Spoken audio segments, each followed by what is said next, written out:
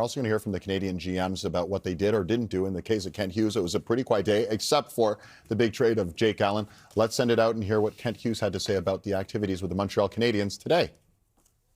I'm just curious, as you went into this year, in terms of what would have been kind of ideally on the checklist of things you want to see from your team. I know there's still games to go, but what's been most encouraging that you've kind of taken out of the way the team has progressed this year and this kind of patient path that you've been on? I think we've always talked about, in general terms, seeing progression on both an individual and a collective level. And we understand that both individually and collectively, that's not a linear path, right? With young hockey players, consistency is always one of the last things to come. Learning how to do it night in, night out, learning how to do it under less than ideal, fatigue, travel, whatever that may be. But we've seen, I feel like especially now, we're starting, so we've seen Slav, have a nice run, slow a little bit. And I think all those things are natural.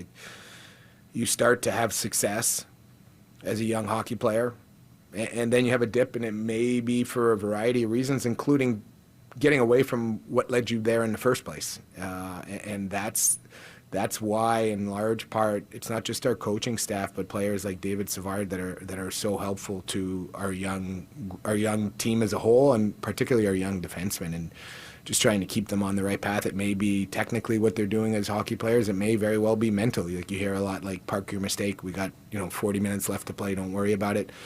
Those things are pretty meaningful to a young defenseman when you think about you're playing in front of 19,000 people and all the pressure until you're used to it. So I think we've seen growth individually in our guys. There have been ups and downs, whether it's Slav or Arbor or any of the other guys. But I think by and large we're seeing a progression, and it's starting to help us form a view of what our team could look like.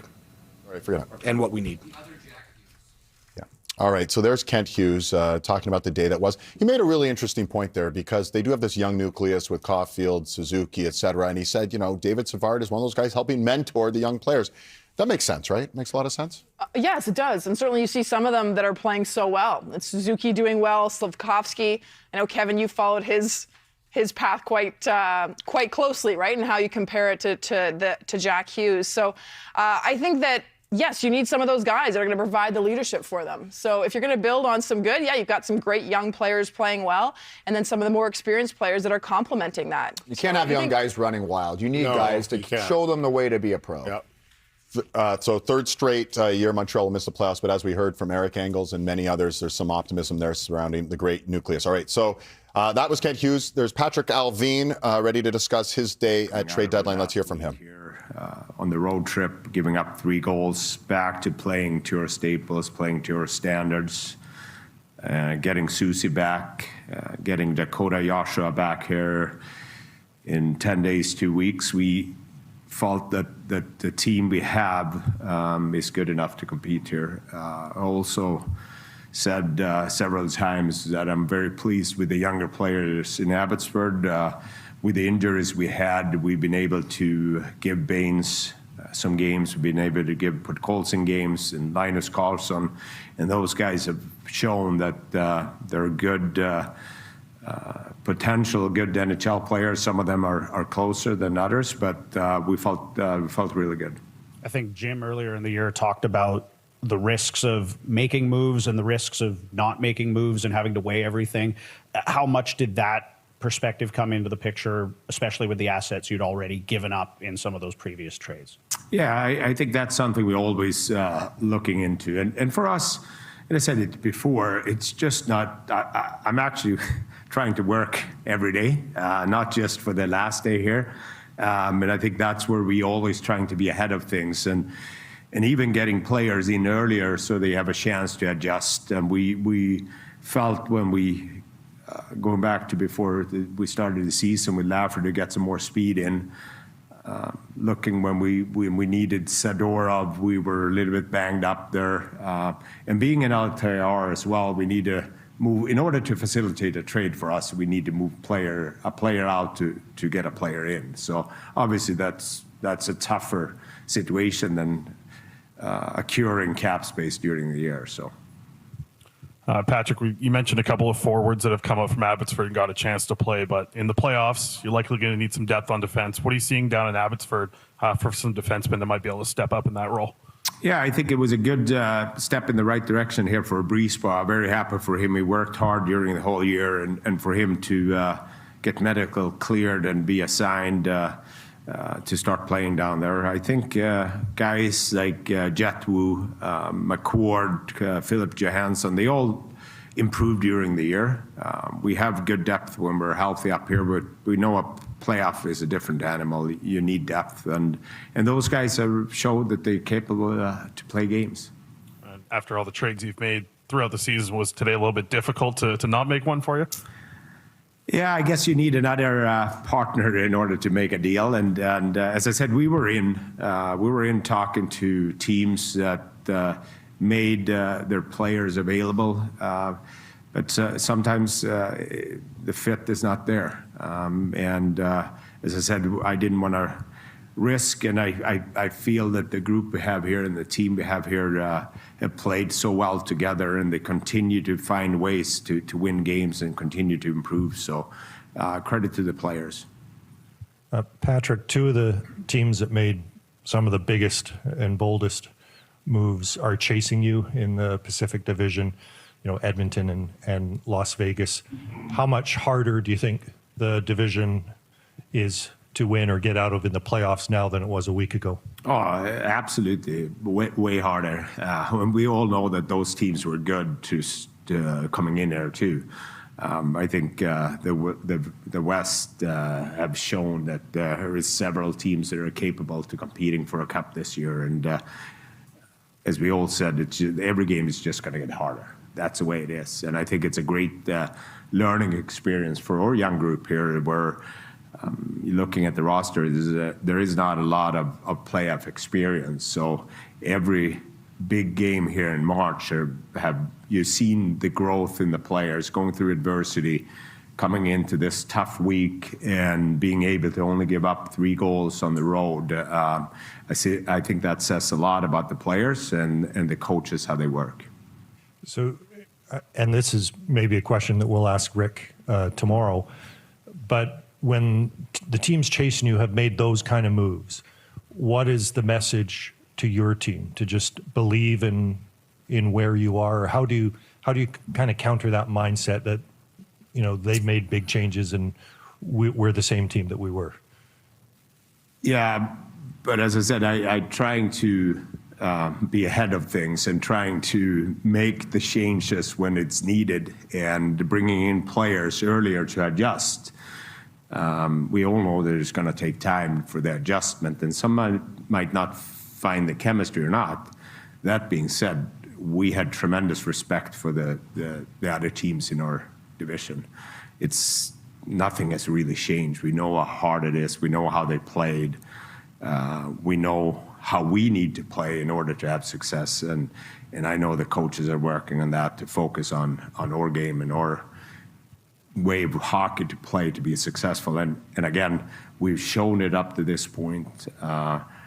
Are we pleased or satisfied? Not at all. I think there is another level, and I think our players are learning that as I said, going through the adversity here. So I'm excited for the game tomorrow. Patrik, there was a thought coming into the last few days that this might be a buyer's market. There was a lot of wingers available, and some went at reasonable prices. A guy like Toffoli certainly comes to mind in this market. How involved were you on some of those potential players, and was the bigger issue cap space or just not wanting to part with assets? As I said, we were involved in most of the players that were available. I don't know what you're referring to a lot. I don't think there was a lot of quality players available. And I think, as I said, the LTR, the cap space is important, but when we set our roster in October, that's the number we have to work with. And as I said, the previous deals have been players going out and players are coming in, and that's the world we're operating in. It was definitely a big demand and ask for our younger players, and I didn't feel that in where we are, in the position where we are, that I wanted to give up the Wallinder, Lekkmäki, Pettersson, Radis, Sasson, Baines, Podkol, like those are the guys of the future here, and we feel strongly about those young players. I know the Jim said in the last couple of days that top six forward was an area of need, and that's 6 weeks after Lindholm has been brought here. How do you address that over the course of the next few weeks before the playoffs and into the playoffs? Is there anything internally you can do, or are you just hoping certain guys hit a different level? Yeah, I think that's where the coaches are working with the players. It's, as I said, we're going through a slump, we're going through adversity, and finding ways to get out of it. And I know the coaches are every day working on the individuals to get to the next level. But again, being pleased with watching Baines coming up here for games, watching Podkolzin, how he has improved and worked on the things that we asked him to work on. So those guys will definitely be in the mix here going down the stretch and competing for spots. Patrik, signing Elias last week, did that change your planning for this week, knowing that now you sort of have a core set for several years as opposed to not knowing that, what your team was going to look like beyond this year? Yeah, it definitely did. I mean, definitely with the projection of our roster moving forward, we know we're going to have some really good players on our team for the next at least 8 years. But that being said, that's where we know that there were a couple of intriguing players available, and we were in those discussions, and for whatever reason they didn't end up here. But we also weren't willing with parting ways with future assets or as I said, the young players that we have that we believe in can come in and help us here over the next couple of years. And then Phil Kessel, you brought in, you took a look at him, and then you didn't sign him. What light can you shed on how that process went? All right, and there is Patrik Allvin. Again, Patrik Allvin and Nikita Zadorov will be on After Hours with Scott Oak and Dave Tomlinson, so you can hear more from Patrik Allvin tomorrow night in a much lighter setting than addressing a media scrum today. All right, from one GM to the next, from the West Coast to Toronto, and we have Brad Treliving addressing the media. Let's take a look and a listen. I know there's been a lot of reporting on it. It's technically still in the queue here, so I'm not going to get into too much detail other than to say we've acquired Connor Dewar. What has attracted us to him? He's a real defensively responsible center iceman. I don't think you can have too many center icemen. He's proficient on the penalty kill. Two areas, a specific area that we wanted to see if we could help ourselves with.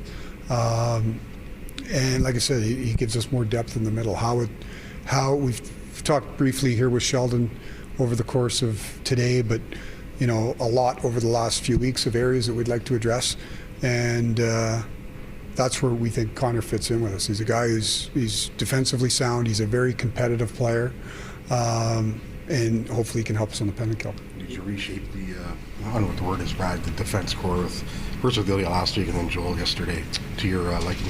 Yeah, for sure. For sure. Listen, it's going to continue to be a work in progress, right? It's like everything else at the trade deadline. There's certainly some things we looked at. We've talked at length of trying to improve ourselves on the right side. We were excited to get Joel. Joel comes in. To me, he's a big, long, rangy defenseman. He adds length. He adds physicality. He adds experience. So with adding him and Bush, I think we've added some size and bite on the back end, and now we've got to do it by committee. We've got a number of guys back there. How it all fits with pairs and partners, we've got some options, but certainly excited to get Joel here yesterday. How'd you prospect Weber? Yeah. Cade is a guy that our guys have been tracking a lot. Not just this year, but even prior to that. Again. There might be a theme here. He's a long defender. I know people might look at his stat line. He's a defense first guy. He's a big body. He moves well, moves the puck well. But his calling card is defending, penalty killing, those types of things. So, he's a guy who's a little bit further along in terms of his development. And like I said, Chris Bork really deserves a lot of work on this. This is a guy he's tracked hard. When the opportunity came to acquire him, we did, and obviously we're looking to, he's with a real good team, and hopefully they go on a long run at BU, and then hopefully we can get him signed after. Brad, how would you characterize the market overall this year compared to other years? I don't know if it's any different. Like I said, there was a lot of activity leading up to deadline day, which is not unusual. But there's lots of conversations. There's conversations that you started now that you continue into the summer. Lots of activity. So I would categorize it as a normal sort of leading up to the market. I'm sorry.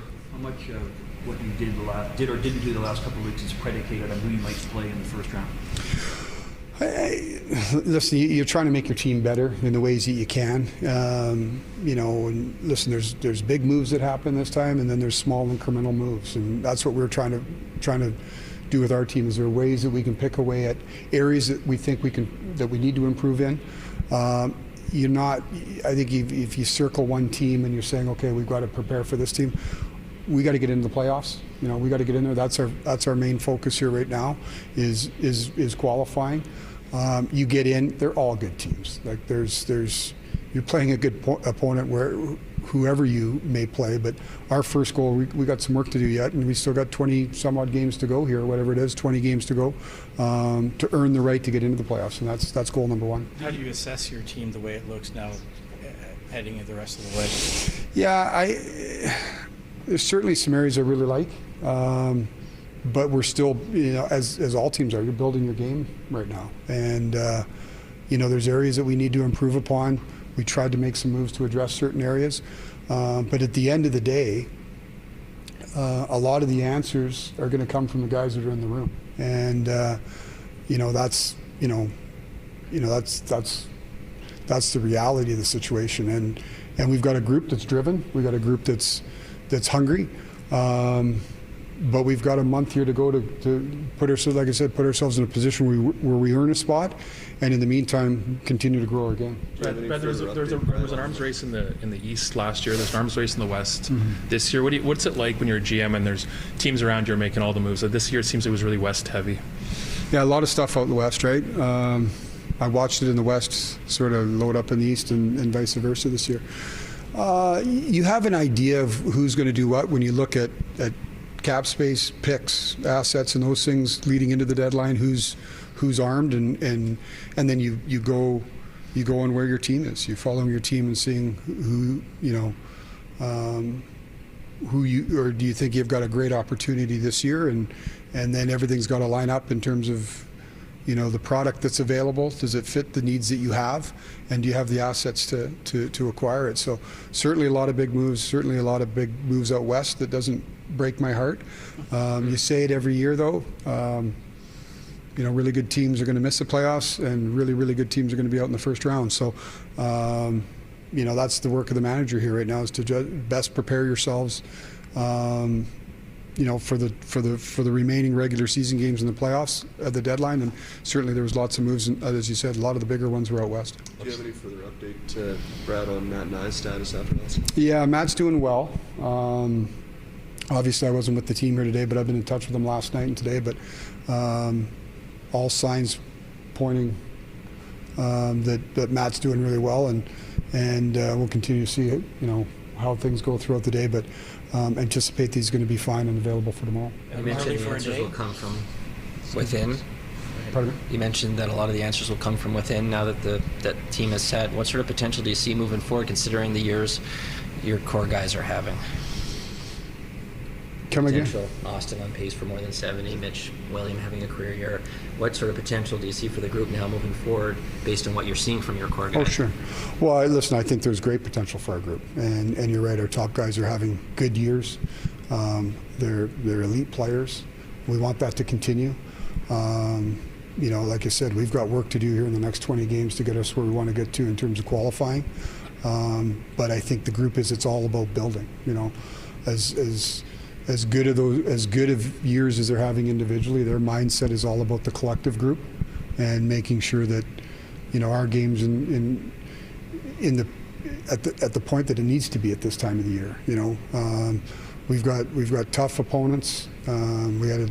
We face tough opponents this week. It's going to be the same thing down the stretch. It's hungry teams, and ultimately, I really believe in our group. I believe in them, and now that belief, we got to turn it into getting the job done that's ahead of us. What's the next step for Nick Robertson?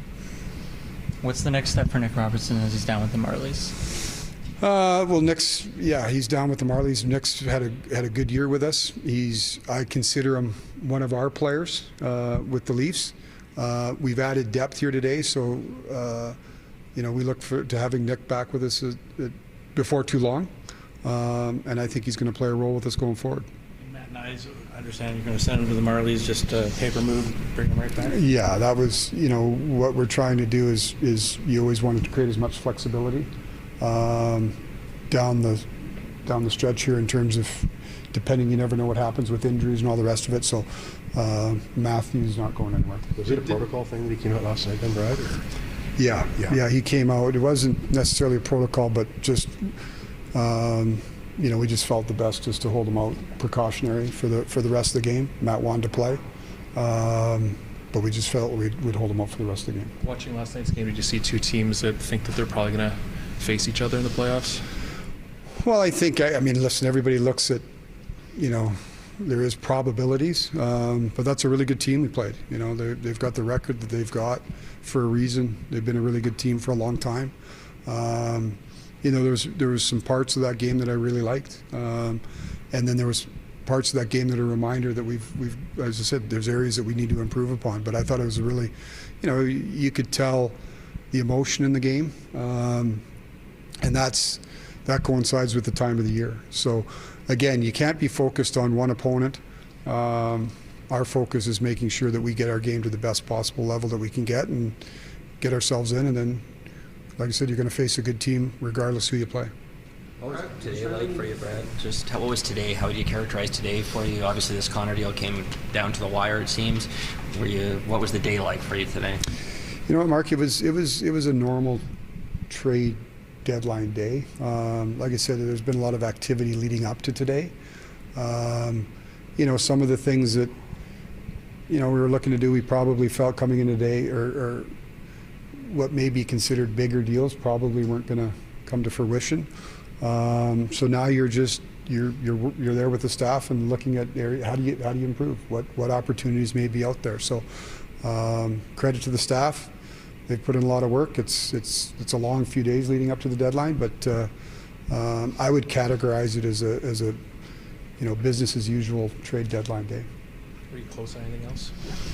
Not. I don't get into the speculation of close to anything else. We did what we did. You keep your top prospects and your first round pick. How significant is that? And maybe a thought on what development you're seeing from those guys this season. Yeah. Easton's on a heck of a roll down in the O.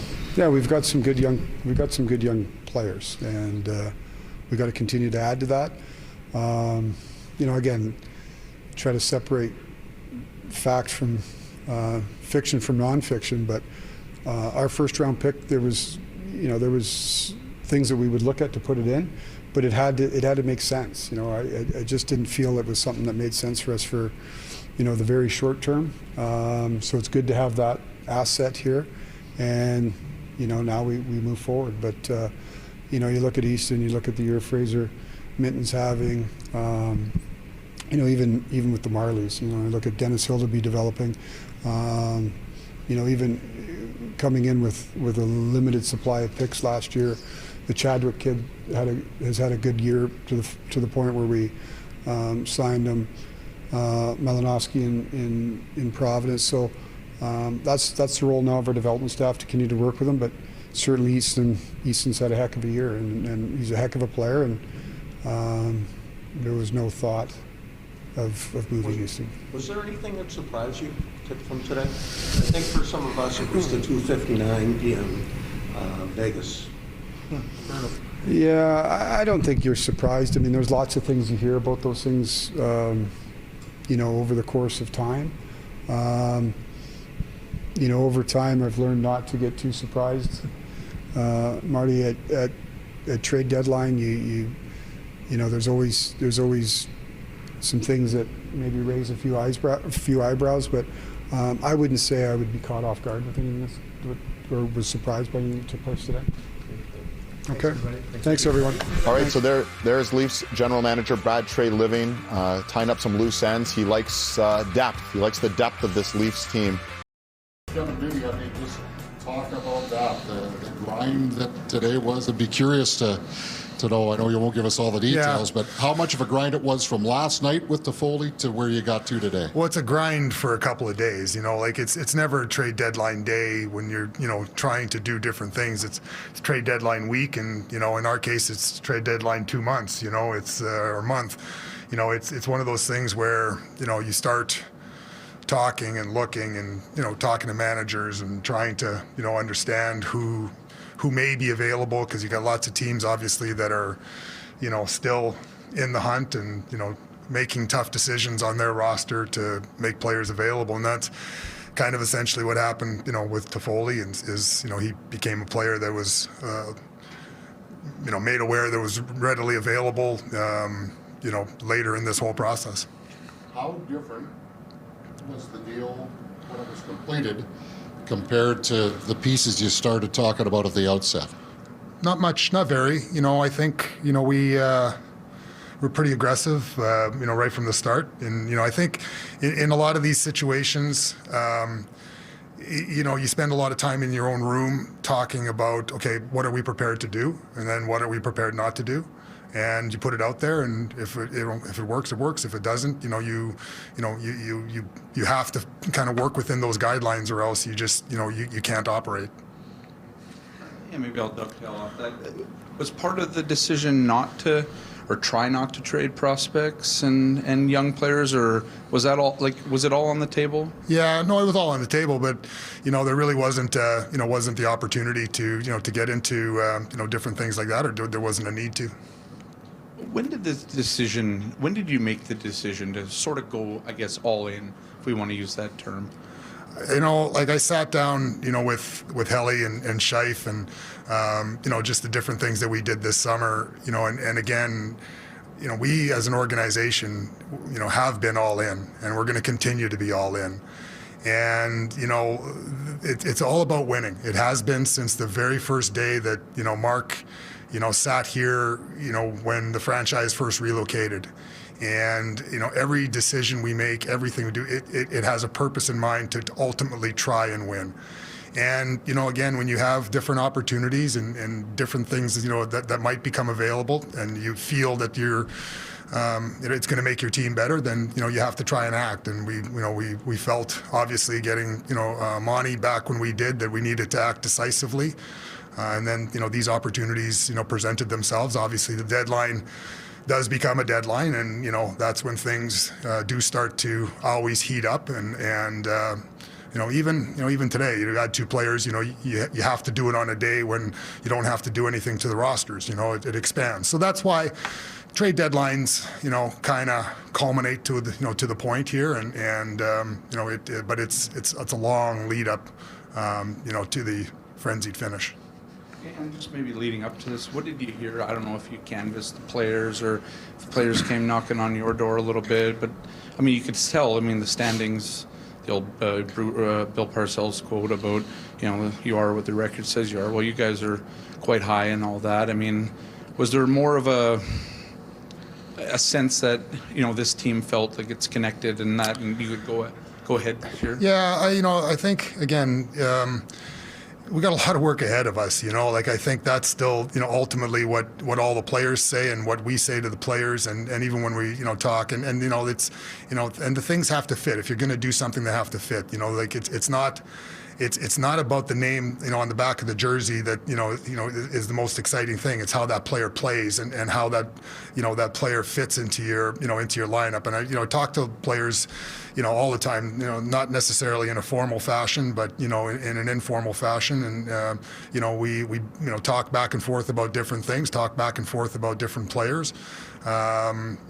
Different plays, those kind of things, and you just get a feel for where the their heads are at, but ultimately they know it's on them. They got to play, they got to perform, and you know, that's the exciting thing. Like, you know, from an organization perspective, you just want to put them in the best spot that they can to win, and hopefully we've done that. Yeah, Kevin, we've seen you specifically go out and address maybe positions of need. Sean would be the first example of that, and he checked off a lot of boxes, and we've sort of seen how well that's played out. These two trades today seem, again, very targeted at specific areas. Like when you went into today, was it a right winger and a right shot D that were kind of high on your priority list? Well, you know, again, I think that you know, you're trying to find the right fits, you know, and again, would we have gone for a left shot D if there was a better? I don't know, you know, it's hard to say, but these are the things that we identified. We don't. It was really important, and you know, sometimes that those things aren't available. It's really important. We found some players that did have good playoff experience as well. You know, and you know, with Toffoli, you're getting a Stanley Cup champion, you know, that's going to come into that room and know the grind that it takes, you know, to win. You know, he's connected with a lot of the guys, you know, within the, you know, the room that, you know, we brought in over the course of time or whatever. And, you know, so there's some familiarity there, which, you know, essentially, you know, I think will be very, very important.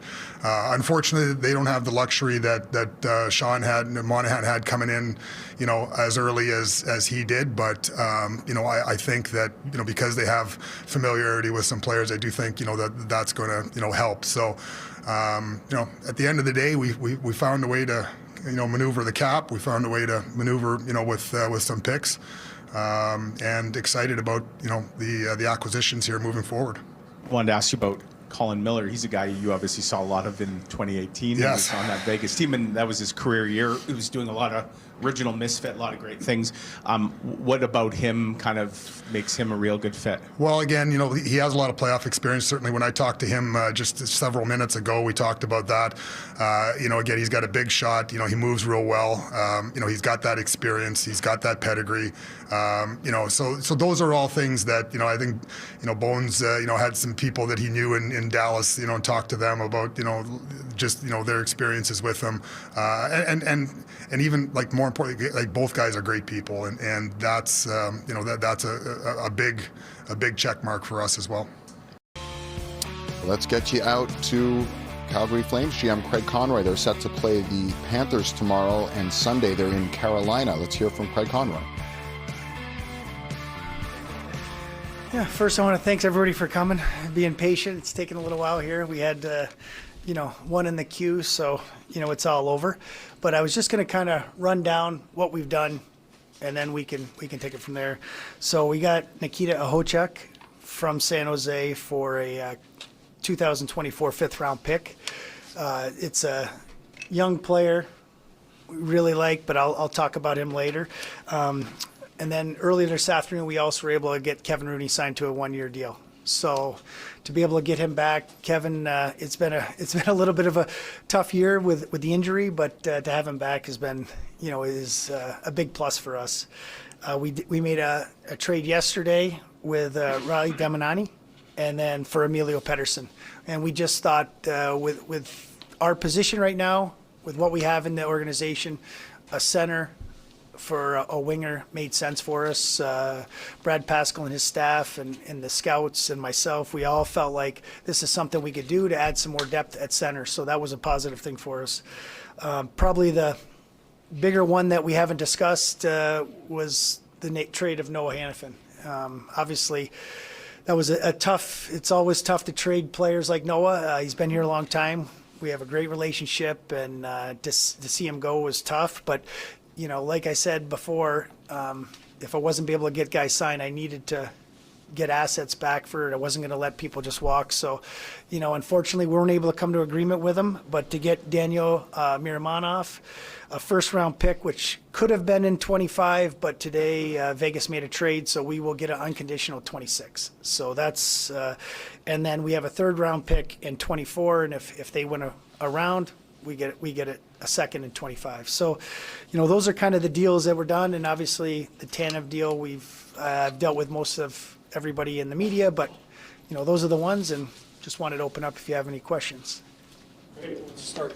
If I could just take you back, you just touched on it, but take you back to the Gaudreau departure and how that kind of galvanized your approach with those 5 high-profile guys you inherited when you took over the GM role, and how that kind of that influenced you in terms of how you were going to handle those big 5 tickets. Can you speak to that? For sure, but it wasn't just Gaudreau. It was, Brody left, Giordano left. There was more. I mean, it kind of, as I think back over time, that was the most recent that made me think, if I can't get things done, we have to kind of regroup and move forward. We're going to have to get assets for people.